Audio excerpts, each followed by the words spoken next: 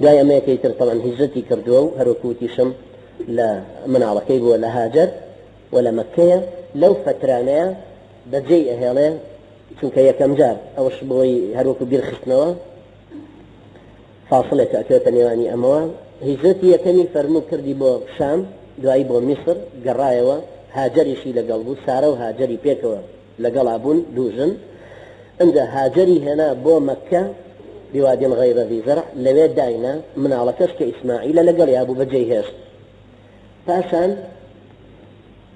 ڕۆیشت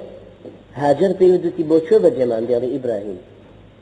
ئێمە لەم شوێنە بە تاقی تەنیا ژنێک و مناڵێ فەرمووی خێزانەکەی فەرمووی الله ئەمەرەکە ئەن تەترکەنە هاهونا لە حەدیثی بوخاریایە فەرمێ ئەوە خوا ئەمری پێ کردووی کە ئێوە تۆ ئێمە لێرەدا بەجێ بهێڵی بەم شێوەیە فەرمووی بەڵێ فەرمووی کەوابوو خوا ئێمە زایە ناکە تۆ بڕۆ بە ڕێگای خۆت سەی ئەم ژنە مسلمانە ئەم دیندارە ئەم ژنە لەکوێ کە تەسلیم بە ئەمری خوایە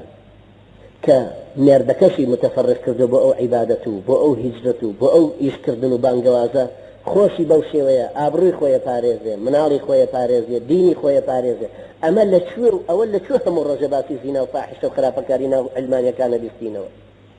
کە جەریدەکان خۆیان ئەینووسن لەسەری مەجەلەکان خۆیان ئەینووسن لەسەری ئەم ئافرەتە مسلمانە دوای ئەوەی مێردەکەی ئەڕوا لە سەحرایەکە ئەوجا وردە وردە مناڵەکە گەرمایە بێ تینوویە بێ لە تاوە ئەم دایکە نازانێ وەکو پەلەوەرێک وەکو باڵندەیەک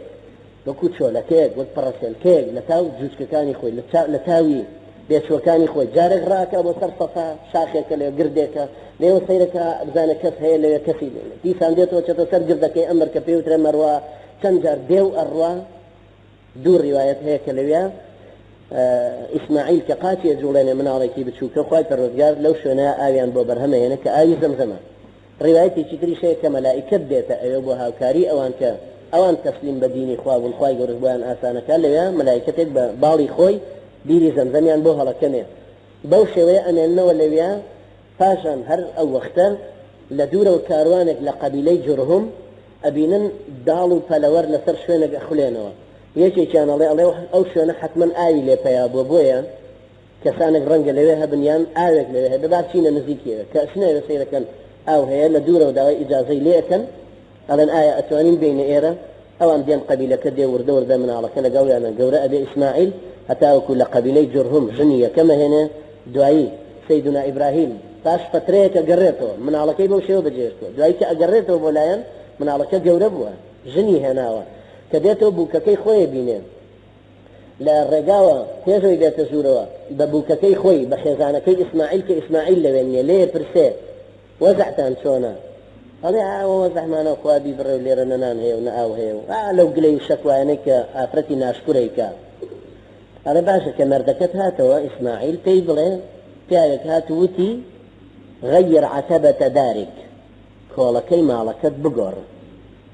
ڕۆژ جارێکی کە هاتەوە ئیسماعیل ئەم ڕیوایەتەکەی بۆ گێڕایەوەتی کابرایەکی لەو شێوە و لەو ڕەنگە هات و وای پێوتم حەزرەتی ئیسماعیل فەرمووی ئەوە باوکم بوو ئەمری پێ کردم کە تۆ تەلاق بدەن کە بەرەو تەلاقتە ئەو ئافرەتە بۆ پیاوی مسلمان هەر کۆڵە هەر تۆ ڕۆشیتەوە ژوورەوە خەمی ئەم بانگەوازەتە تۆ ڕۆژ بە ڕۆژ ئەعسابت ماندووە لە متابعەی کاروباری مسلمانان تۆ ڕۆیتەوە ماڵەوە یەکتر لە خوا بێ بژەن نە ڕۆنەیە نە شەکرەیە نە برنجێ ڕوحمان دەرچوو کارەبانیە کرێ قانونیە فڵان طبعا تۆ خۆشت بیرەچێتەوە نەک بانگەوازەکەت ئەمە بەڕاستی ئافرەتی مسلمان